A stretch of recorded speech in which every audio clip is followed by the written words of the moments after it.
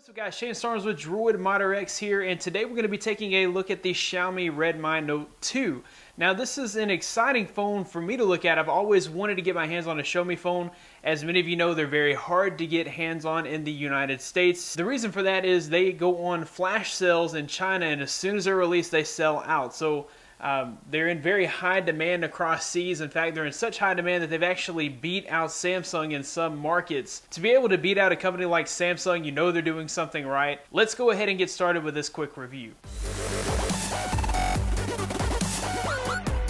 Okay guys, so this is the Redmi 2 from Xiaomi, and we'll go ahead and look at the packaging real quick just to kind of show you. Now, when I first received the device, I know this is a budget device. You can actually purchase this phone now for about $100. This is not their latest and greatest, obviously. It is their budget phone. But anyhow, the phone was sitting here when I unboxed it. You've got a USB charge cable here, and then you have this international brick. So if you're in the US, this international brick probably is not going to do you any good. But that's it. It's very simple. Really nothing showy here. We didn't have any headphones. We didn't have any user manuals or guides or anything like that. Just basically the phone, the battery, the USB charge cable, and the charging brick. Okay, so we'll move along to the phone itself. You guys can see it has this gray back with the silver buttons. You've got the volume rocker, power button here. You've got the 8 megapixel camera, which also shoots 1080p video, which is funny because the screen itself is only 720p, but you can actually get 1080p video out of that camera. Then the front facing camera here is a 2 megapixel camera, so you're not going to get really good quality stills out of that front facing camera as far as like your selfies and all, but you are going to get some 720p out of that video, so it'd be great for video conferencing or doing some Google Hangout chatting. From my testing, this camera was really not all that great, but like I said, it is a budget phone, like a $100 phone, so you're really not expecting just really awesome quality out of that camera. Videos seem to be okay. Nothing extravagant here, nothing great. Just basically it just does the job. So back to design, you guys can see the thickness of the phone is about the same thickness as my Galaxy S6 Edge with a case. So for what it is, it's kind of thick. It's not super thin or anything like that. It has this plastic back.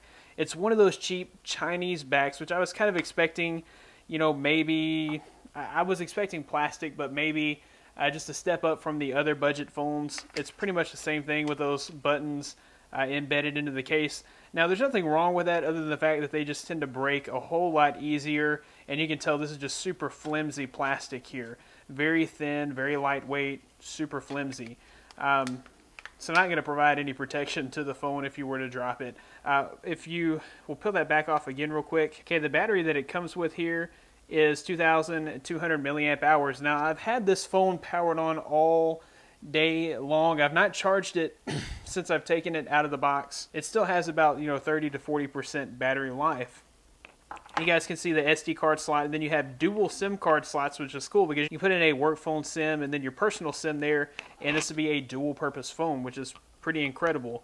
We'll go ahead and insert the battery and put on the back here. So one thing that I don't mind, a lot of you guys are not fond of at all, but I don't actually mind it, are the capacitive buttons here. The buttons don't take up any of the screen real estate, which the screen's pretty small at 4.7 inches. I'm not really against the capacitive buttons. I know that they are from yesteryear, but think about a device like the Galaxy S6. We still have capacitive and physical buttons on that phone, and no one's really complaining about that.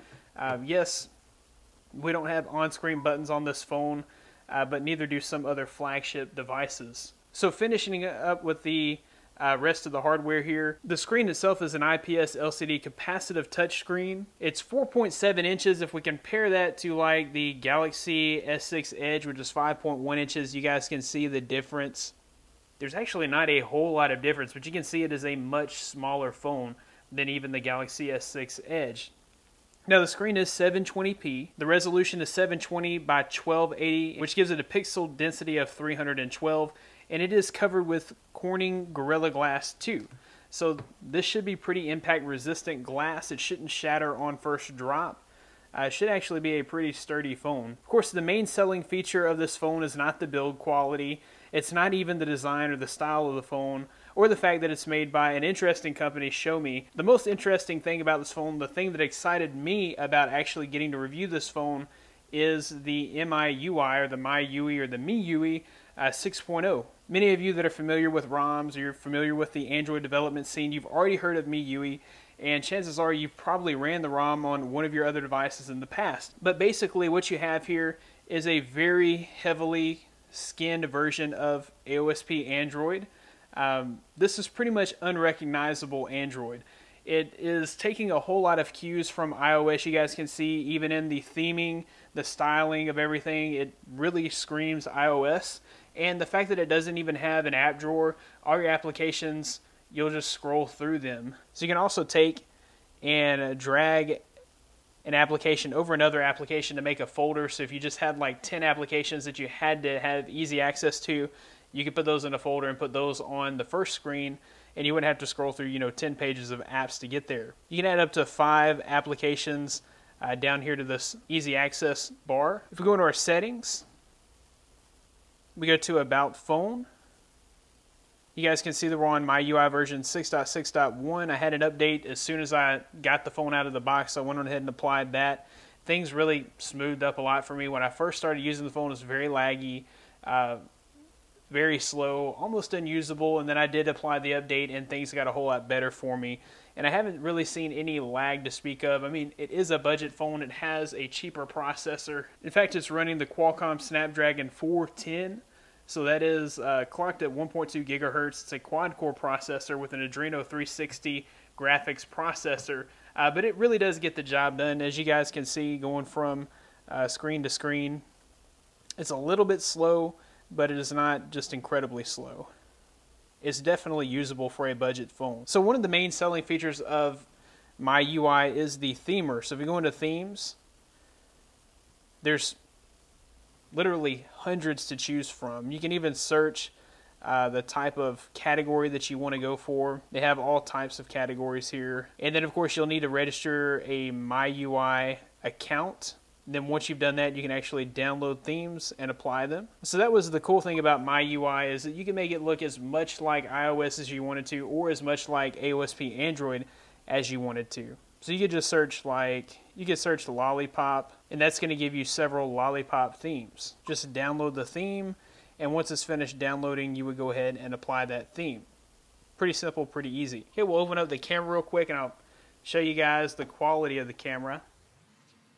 So it does have tap to focus. You guys can see it takes a little while to actually focus. But once it's focused, you should be able to take shots. And it is pretty snappy, pretty quick. We'll look at the actual quality of the photos taken. You guys can see that they are just a little blurry. And of course it doesn't match, the quality of a Galaxy S6. Okay, so we'll go ahead and apply that theme that we downloaded. Okay, that changes up your background. It changes up some of the icons to give it more of that AOSP look. And then it changed up our clock widget too, which makes it look more like a Nexus. And you guys can see there's a few other differences here.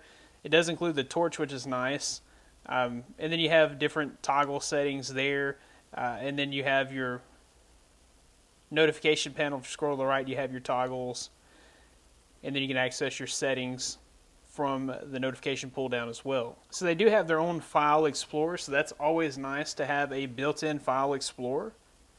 You don't have to go out and grab like a different app, a root browser. You do have AFM radio, which is always nice. That's built in. You've got your My Account. You can access your My Account there. You've got a built-in compass, and you have a recorder.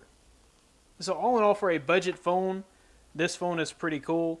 If I had to use a budget phone, this would probably be one of the ones that I would use if I was looking for a phone that was about $100 or less. I would definitely go with a Xiaomi RedMi 2. They even have a Redmi Note 2, so if you're looking for a bigger screen, it's basically the same phone with a 5.5-inch display. Anyways, guys, I hope you enjoyed that unboxing and review of the Xiaomi RedMi 2. If you like this video, be sure to give it a big thumbs up. Subscribe to this channel for more content like this in the future. You can find more of me at droidmodderx.com. Follow me on Twitter at droidmodderx. Thanks, guys, for watching. Be blessed. I'll see you in the next one.